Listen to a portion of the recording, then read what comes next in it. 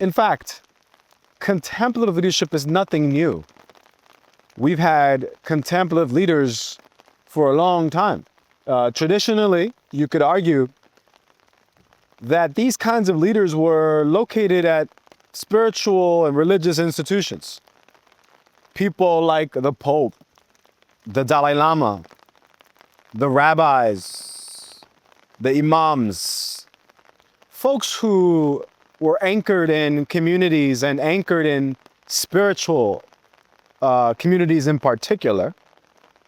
And through their access to divine scriptures and divine books and their initiation and ordination into specific religious communities, were able to hold space and guide their communities with a level of contemplation.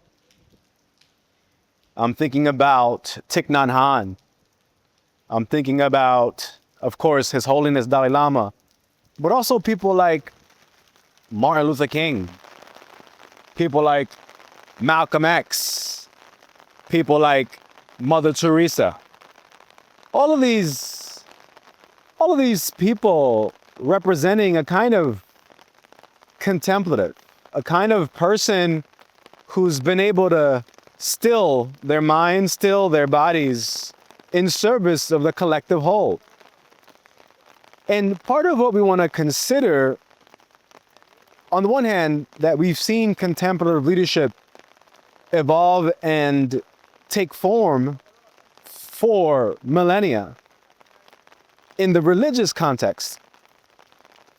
But what I want to invite you to consider is that precisely because of the challenges that are before us and the opportunities, the question is, how can we all develop the capacity to leverage contemplation in how we lead our lives, how we lead our organizations, and how we lead our communities?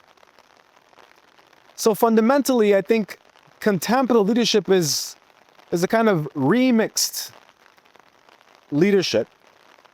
And if you take my colleague, Dr. Robert Roser's definition of contemplation, this ability to extend observation and create a sense of spaciousness, part of what contemplative leadership does is slow down